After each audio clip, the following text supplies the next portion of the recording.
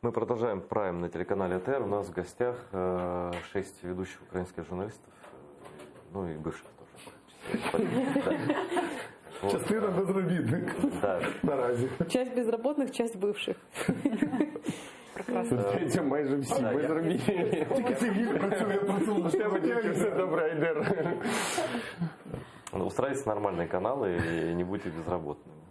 Ой, Айдар, это, кстати, знаешь, такая ремарка. Непредсказуемая. Непредсказуемая, абсолютно. Да, Я, например, в свое время работала в журнале Forbes, да, и с международной лицензией, защищенной лицензией американской. Да. И когда мне говорили, что Курченко должен купить Forbes, я говорю, да нет, это слухи, он никогда не купит, он не сможет доказать происхождение своих средств. Ну и что ты думаешь? Ну, Курченко купил журнал Forbes, а я осталась без работы, поэтому... Да, но АТР никто не купит, это я вам гарантирую. Это нас нельзя купить ни в коем случае. Вот Роман Недзельский, бывший редактор ЗИКа, хотел нам рассказать, вот, как он видит дальнейшую борьбу. Я поки що прям не можу розповісти, якою буде ця боротьба. Я знаю, що зараз треба її починати. Справа в тому, що ми вже тут озвучували, що подібні історії вже не раз траплялися, так? Чи то з каналами, чи то з частиною журналістів, яка звільнялася на знак протесту. Але наш медіаринок не виробив ніяких запобіжників. Крім того, якщо це було раніше внутрішнім питанням ринку, так, то тепер це питання національної безпеки, інформаційної безпеки перед обличчям ворога. І, можливо, тепер журналістам вдасться достукатися до влади і до гравців ринку проукраїнських, які будуть готові слухати нас і виробляти нові правила гри на ринку. Така ініціатива, вона розпочата, журналісти, які звільнилися, частина журналістів з інших телеканалів, туди долучаються громадські організації, які моніторять ЗМІ. І ми починаємо діалог, що ж робити, які поставити запобіжники, тому що ринок не зробив ніяких запобіжників. Сказати, що давайте ось всі канали будуть різними, ринок сам себе вирівняє, не спрацювало це. Ринок не вирівнює. З адміністрації президента можна легко домовитися з тими гравцями, і ми отримаємо однакову картинку на телеканалах. Або прийде людина з російськими грошима, російські телеканали в Україні поприкручували, так вони куплять українські. Нема ніяких запобіжників. В организме немає иммунитета. Это потому, что, вот о чем Христя говорила, да и все коллеги, нет рынка, и его не будет за ближайшие годы. То есть люди не готовы платить за контент, за телевидение, за независимых журналистов они платить не готовы. А деньги почему-то, и олигархи, почему-то они все пророссийские в той или иной степени.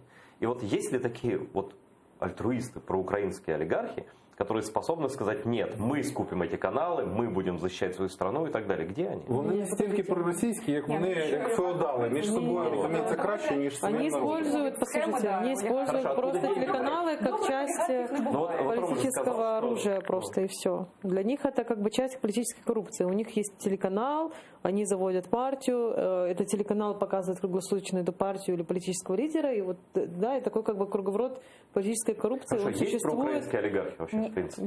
Ні, проукраїнські олігархи, можливо, і є, Нет, олигархи защищаются. але для того, щоб ти був конкурентним на цьому ринку, в тебе повинно бути стільки грошей, стільки дурних грошей великих, як в росіян. Зайвих. Якщо в тебе їх немає, якщо ти не готовий платити мінімум $700 тисяч на місяць за свій телеканал, тобі там ловити нічого.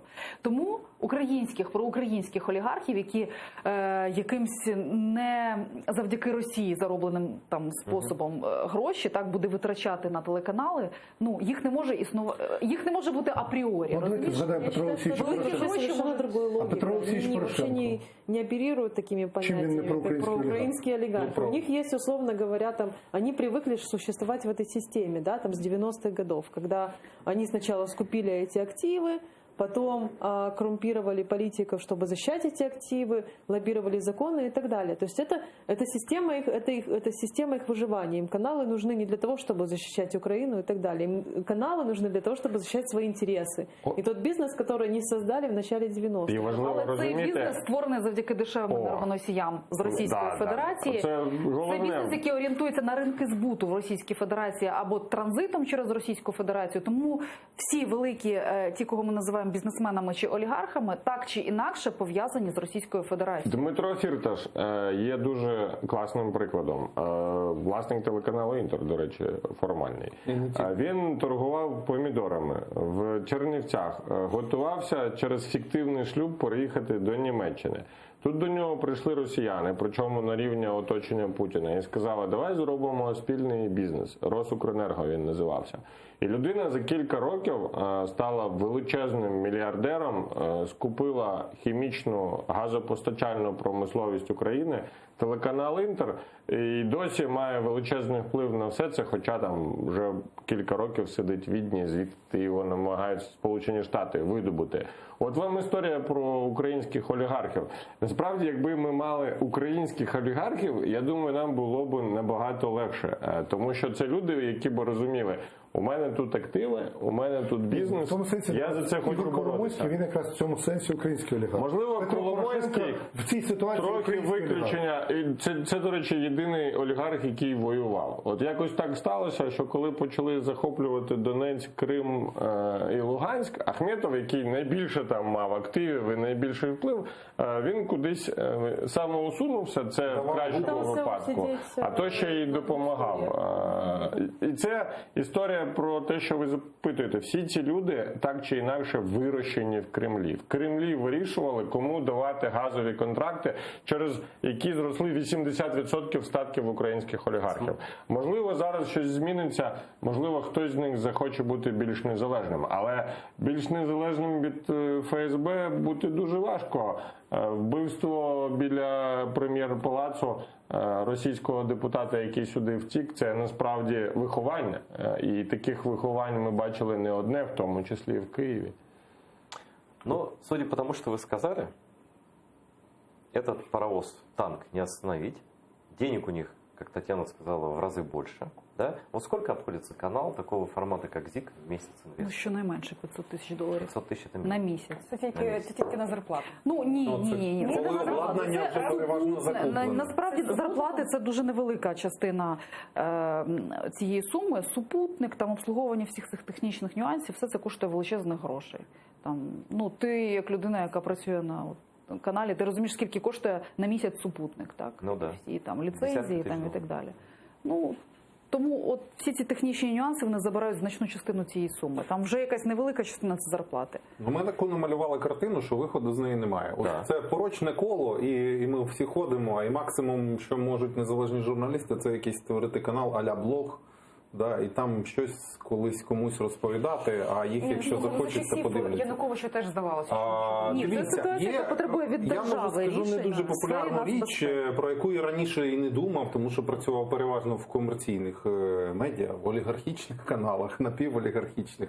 От у нас все ж таки поступово розвивається суспільне телебачення. І мені здається, що один із запобіжників може бути його більш прискорений і більш інтенсивний розвиток, коли йому будуть давати хоча б фінансувати на Кто-нибудь из нормальну вас рівні. видел суспільне телебачення останнім часом? Ну, я бачила. Я регулярно. Я передвиборчі проекти їх не дивлюся. Я зміни помічаю. Зміни там є. Я дивлюся Звичайно, секречену історію. розумієте, коли Тобто, канал дуже довгий час мав рейтинг 0, маючи покриття по всій Україні, то ця кнопка стала вже з першої, переїхала там на 60-ту. Так? Тому що навіть в селах вже там батькам ставлять тарілки і вони формують собі самі те, що вони дивляться. І тому, звичайно, вторинний продукт в сучасному світі ніхто не буде дивитися. Але гроші роблять телебачення. Без грошей можна прийти на ідеї, зробити одну програму, вона протримається максимум місяць, і все, на цьому люди розійдуться, скажуть, мені потрібно сім'ї годувати. Та й ти сам виснажуєшся, ідея, потрібно завжди залучати нових людей. Потрібно виділяти нормальне державне фінансування. Я знаю, що так само держава фінансує чи недофінансує і АТР, і це теж такий дуже важливий і іміджевий, ну і взагалі посил для того, що ми говоримо «Крим наш», так? І ми не маємо мовника, який би мовив на Крим і був би для Криму Є своїм. політичний момент. Цей канал єдине, що може зберегти кримсько-татарську мову бо фактично доля цієї мови в Криму, а вона приречена, тому що зменшення кількості шкіл, тиск на людей, ми ж бачимо масові арешти людей, які мають національну і релігійну ідентичність в Криму, це ж масове явище. Відповідно, має бути, от як «Голос Америки» чи Радіо Свобода зберігало мізки певних людей в радянські часи, так от «Голос АТР» через інтернет, через програми, особливо через дитячі, вважає дитячий канал «Леле», так? От це важливо для збереження взагалі народу. Відповідно, звичайно, держава мала бути активнейшим гравцем. Что важно тут еще, да? Ну, АТР это просто ты привел в пример, я про себя говорить не стал, но мы, это мост такой между оккупированной территорией и Украиной. Если мы разрываем такие мосты, то мы даем понять людям, вот как ты к ним там, сколько раз, может 100 раз повторить Крым это Украина, ну ничего не изменит, да? Нужно им постоянно давать понять, что они хотя бы живут, что мы живем в одном информационном пространстве, да? И Зеленский, кстати, говорил, одно из важных, что он сказал, что я хочу делать эффективную контрпропаганду против русских, да? Прям эффективную. В итоге... Час В цьому він точно розбирається. Да, я думаю, що це На хороша самом ідея. деле, я знаю, что там администрация Зеленского, она задумывается, ну, то есть они как бы обсуждают этот вопрос и думают, как реагировать вообще на всю эту ситуацию с Медведчуком. Но пока они не могут найти какой-то выход, потому что ситуация достаточно сложная. Юридических механизмов, легальных механизмов сейчас мало. Ну, кроме того, что вот Егор сказал. Но для этого нужна очень большая смелость. Просто рішучість. Якби у нас працювала, як там називається, фінансова поліція, як в Сполучених Штатах, і можна було відстежувати всі транзакції, бо ну ми вже обговорювали з Тетяною, що Бен Ладен не купує там телеканали. Це неможливо. Якщо він щось там навіть і купить, то поступово вони виходять на цей слід і починають припиняти ці фінансові потоки. Ринок обналічування там грошей, так, він контрольований спецслужбами. Тому спецслужби в ручному режимі перед виборами могли, наприклад, робити великі неприємності у фінансуванні деяким політичним штабам. Я не буду зараз називати яким, але деякі штаби відчули велику проблему дефіциту грошей. Чомусь такої проблеми не відчувають власники цих телеканалів. Так? Хоча це чорний нал. Трошечки кошмарить. Це не кошмарить, це легальні речі. Це те, чим повинна займатися спецслужба. Так? Тобто, по ідеї, ми повинні їм ставити питання, звідки беруться ці... От Нікіта Потураєв, політичний радник президента Зеленського, зі мною в ефірі, дослівно його цитата. «Эти телеканали информационные, они все фінансуються чорним налом». Якщо ти майже державний службовець, то очевидно в тебе є деякі без 5 хвилин депутату. В тебе очевидно є деякі міркування з приводу того, що робити з чорним налом, і яким чином можна там цими потоками керувати ними і керують в ручному режимі. Чому тоді там якомусь політичному штабу можуть обрізати фінансування перед виборами і кандидат не виграє? А от якомусь політику, який має там російське коріння і ймовірно російське фінансування, це зробити не можна. Ну, значить, хтось в цьому зацікавлений. Очевидно, є певні домовленості. Ну, найбільший острах в тому, що зараз всі просто сядуть, домовляться і все. Да, вони стурбовані ситуацією, викликають людей, які відповідають за ці телеканали. Ті їм на стіл, наша пропозиція комерційна до вас. Все. Ну, как это, в принципе, было и со 112 каналом, и с News One, мы прекрасно помним. То есть договорники можуть включитися? Да, так, вони працюють зараз і вони були до. Тобто, якщо їх не буде, то це насправді революція відбудеться. Тому ідея Єгора Соболєва, як і за попередньої влади, може зіграти злий жарт в цій ситуації, просто стати тим коротким повідком, на якому триматиме вже нова влада, там Віктора Медведчука, його соратників, його канали і його партію. Але важливо розуміти з досвіду попередньої влади, що цей повідок задушив. Да, кстати.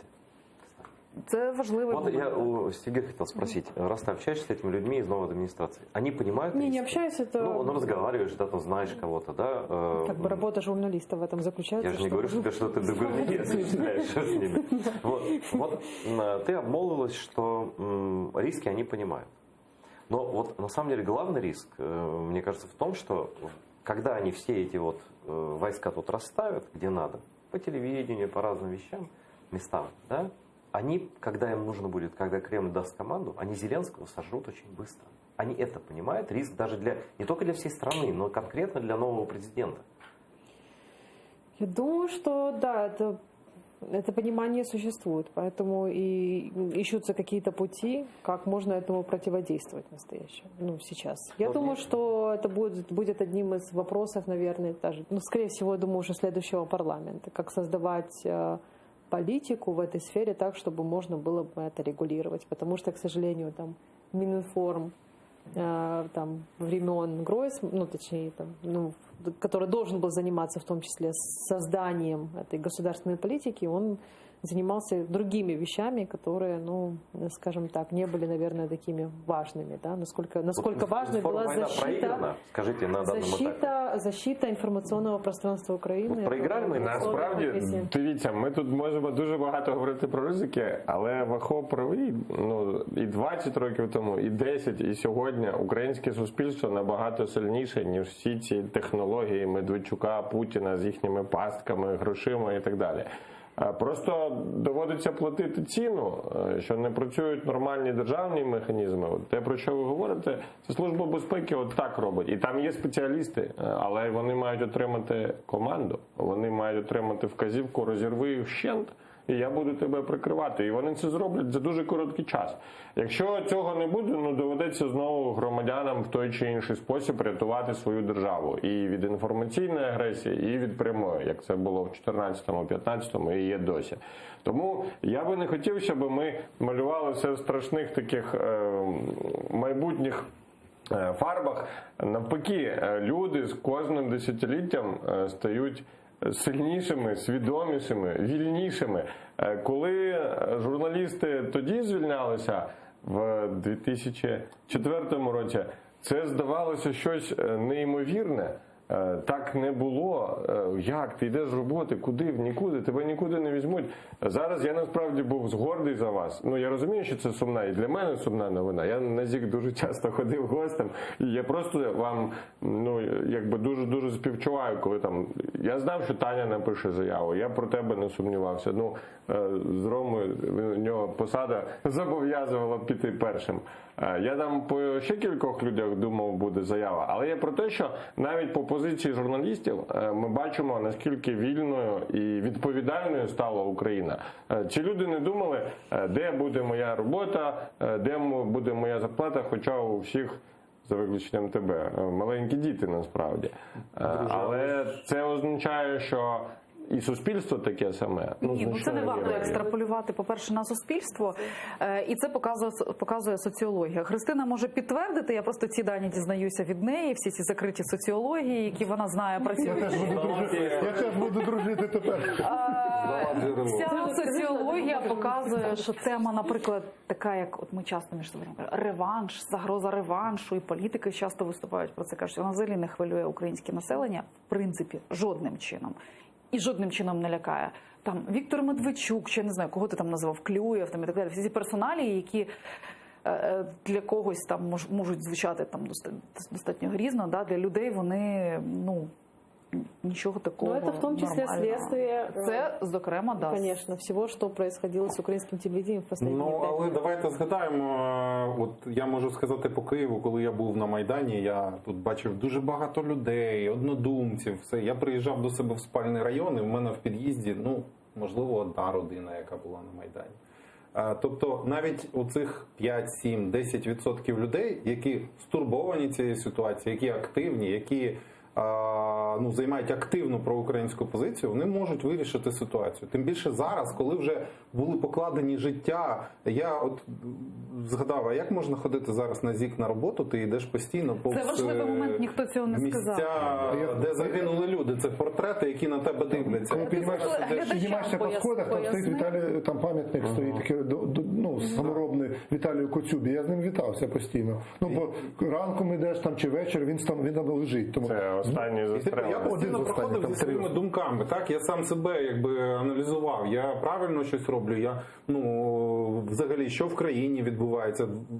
проходячи, постійно вдивляючись в ці портрети. І це не якісь там гучні слова, які я зараз хочу сказати, а справді, от, ну, кожен день ти йдеш на роботу, тому що я був на Майдані, я бачив, що відбувалося. Я не був, от в момент розстрілу, ну я приїхав після того, як це сталося, і останній, хто загинув, якраз пам'ятник біля самого Жовтневого палацу, це 16 година 20-го. Я чув цей постріл, це взагалі було щось неймовірно. Всі вже там робили барикади, щось відновлювали, купа журналістів, і тут лунає одиночний постріл, і людина гине.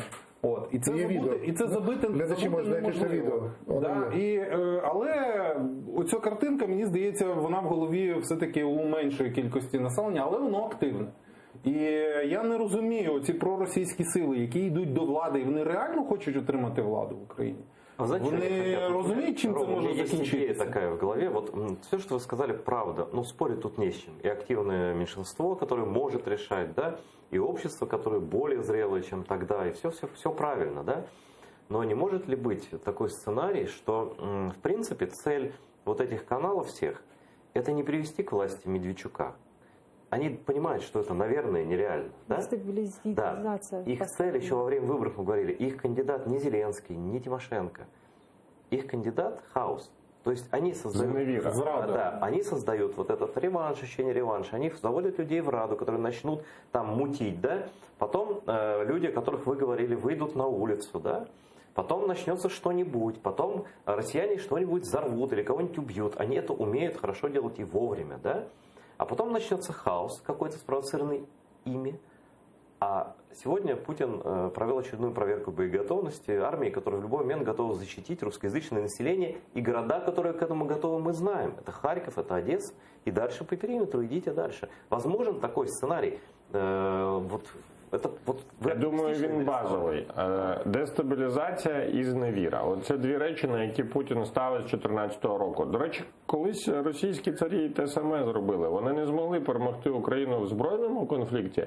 Вони організували зневіру, ворожнечу і дестабілізацію всередині. Руїна почалася не з російської окупації. Руїна почалася з того, що українці втратили віру в власну державу і ще й дуже сильно один з одним ворогували. Так вони ж будуть через канали, извини. От вони саме цим і займаються вже. Вони лише тільки цим і займаються. Подивіться на інтернет той самий.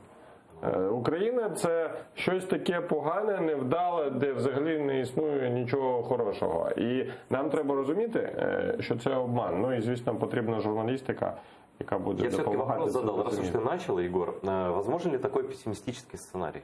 Я думаю, для Путіна він базовий. Ну, слава Богу, в Україні є ми і сотні тисяч, якщо не мільйони інших людей. Я скажу свої спостереження політика. От я не погоджуюся зі спальними районами Києва. Ми тоді ж робили ці громадські варти, то часто вночі можна було зустріти людей, які от сюди поверталися і казали, хлопці, ми свої, метро ж не працює, ми йдемо пішки.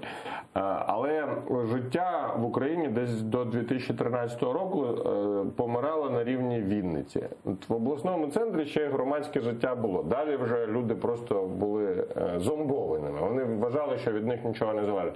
Зараз я не знаю жодного райцентру, і знаю навіть окремі великі села, де є люди, які кажуть, Україна – це ми, все в наших руках, ми розуміємо, що все погано, але ми будемо її робити нормальною. І це величезний стрибок, який стався саме в останні 5 років. Хорошо, вот я всем хочу задать, на самом деле, вопрос ко всем один. Возможен ли вот при нынешнем, если оставить вот эту динамику дальше, если ее не остановить, возможен ли пессимистичный сценарий, который я описал? Я хочу, чтобы все высказались, ну кто следующий? Загроза є, тому що ми до сих пір так і не зрозуміли ідею, з якою прийшла нова команда, і чи це ідея, яку вони декларують, а яку вони будуть реалізовувати. І відповідно, наскільки вона виявиться професійною, коли з ними будуть грати надто професійні гравці з проросійського і російського боку. Загроза є, але я теж вважаю, що дуже багато людей, які і пройшли фронт, були волонтерами або і зараз залишаються волонтерами. Є чимало людей, які втратили близьких, друзів на війні. Вони постійно тримають руку на пульсі і дивляться, чи не будуть перейдені червоні лінії. Коли будуть перейдені червоні лінії, от далі теж може початися ось той процес, який ти описав, що тоді Росія захоче використати цю ситуацію. Ну, мені здається, що все ж таки вже силовий блок український дещо сильніший, і це не повторення 2014 року. Тобто на армію, це не було надіємося. на армію, на поліцію, на Службу безпеки України, тому що теж туди прийшло. Ми просто так от сидимо, ми прожили ці 5 років, ну я особисто 5 років, я якось не зауважив, що 5 років вже минуло. Вибачте, хлопцям, яким було 14 років, їм зараз 19. І мене тоді там шокували історії з фронту, коли хлопчина дає інтерв'ю, каже, а що ж, я ж у 2005-2004 році дивився на революцію, я от ще тоді пройнявся, мені там було стільки-то років. І я сидів такий приголомшений, думаю, да, це ж вже виросло ціле нове покоління, яке не знає ось того, що було, і в нього зовсім нові сформувалися погляди, ідеали. От я роблю ставку на цих людей, їх буде небагато, але ну, дивіться, в мене є родичі, я їжджу на Донбас, там Дружківка, Краматорськ, там же ж теж багато людей, які залишилися там з проросійськими поглядами, але вони не активні. Там є дуже багато, ну як, там їх, якщо брати чисельно, то їх небагато, але вони демонструють дуже активно свою чисельність проукраїнську. А там поки що є українська армія, і це є запорукою того, що проукраїнські активісти там демонструють активно свою позицію. Я залишаюсь тут оптимістом, але все ж таки, знову ж таки, треба посил транслювати до нової влади. Якщо вона буде дійсно боротися з олігархами, і ну, якимось чином хоча б їм протидіяти. Якщо вона розуміє російську загрозу, так, і рух до НАТО і Європи – це не лише декларації. І якщо мир на Донбасі – це не капітуляція, то треба дуже серйозно задуматися над інформаційною безпекою і над тим, як цьому протидіяти.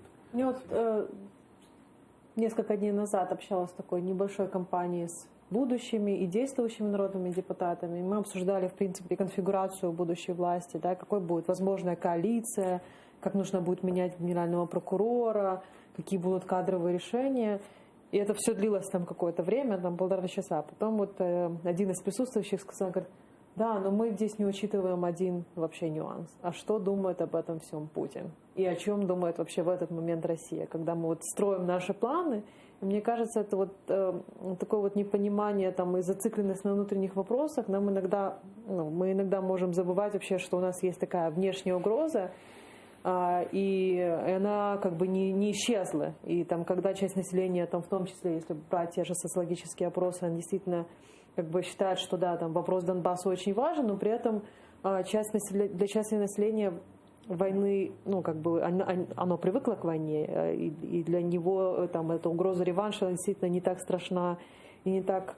Или давайте возьмем тоже сейчас сессия ПАСЕ проходит, да, и очень... Да, еще решения нет, но оно предсказуемо. Решения нет, но уже было заявление Терезы Мэй, что Россия должна вернуться в ПАСЕ, да.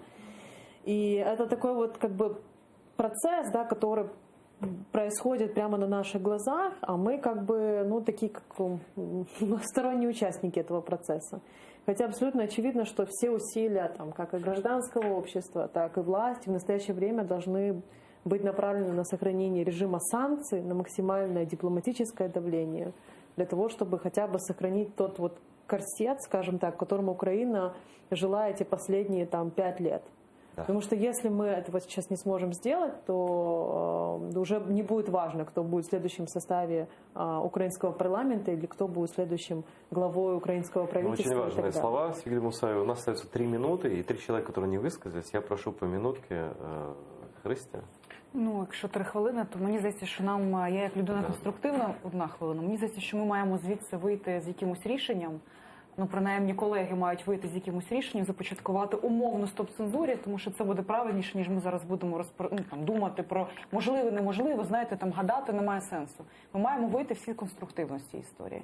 Тому давайте започаткуємо, от зараз в прямому ефірі, там давайте хтось із себе візьме на себе відповідальність. Вже зараз, прямо в прямому ефірі, поки ми сидимо, в одному з київських закладів, заснованому волонтерами, точніше ветеранами війни, відбувається дискусія за участі медіа-юристів, на якій відбувається мозковий штурм різних учасників редакції телеканалу ЗІК, колишньої редакції, медіа-юристи, активісти, журналісти і так далі, які вирішують, які законодавчі ініціативи можливі в цьому напрямку.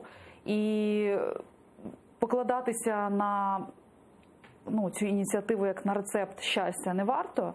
Я думаю, що всі загрози, які зараз існують в сфері нацбезпеки і так далі, інформаційної безпеки, їх потрібно інвентаризувати.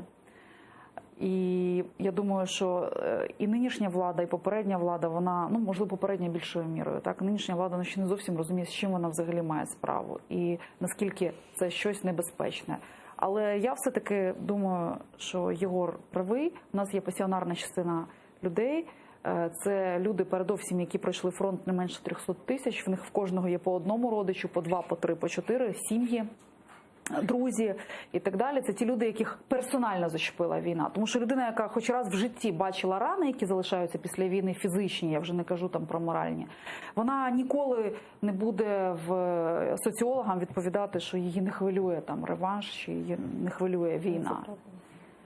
Тому я думаю, що на цих людей в першу чергу покладатися. І знову ж таки, Єгор правильно сказав, і Роман також, що навіть в тих містах, які ти називав, Одеса, Харків, Маріуполь і так далі, вже є проукраїнські громади. Страшно казати про українські громади в українських містах, але вони є. Це невеличкі, це от щопта в кожному місті, але вони ростуть, вони розвиваються, вони готові боротися, і вони не здадуть свої міста росіянам. И, наконец, я прошу Вахтанга Кипяни, как историка, ты можешь взглянуть в будущее? Ровно минуту. Я підтримую всіх, хто говорив, тому що я з одного боку вважаю теж ситуація крива. Всіх, навіть з війною, навіть з величезними втратами території і з фактичним геноцидом в Криму щодо національних меншин кримських татар в першу чергу, крива все одно йде вгору, ми стаємо на кожному витку сильнішими. Це дуже... Тому треба зберігати спокій, розуміти, що одна з мет, можливо, навіть ключова мета, це дестабілізація нашої свідомості, розсварювання наших середовищ. Є багато речей, які нас реально можуть розвести в різні кути цієї кімнати або там України, але мета побороти російську експансію, яка здійснюється на полі бою, в інформаційній сфері, про яку ми сьогодні говорили, на рівні культури, ініціативи щодо російської мови, які там кожен раз там різними вустами вкидаються в українське суспільство і так далі, все це треба оцінювати спокійно. Ми знаємо точно, що ми є суб'єктні, ми не є об'єкт російської операції, ми відіб'ємо цю атаку Росії, а інструменти цієї атаки, от ми починали з прізвища Медведчук, так, треба називати речі своїми іменами. Це не політична партія, це російська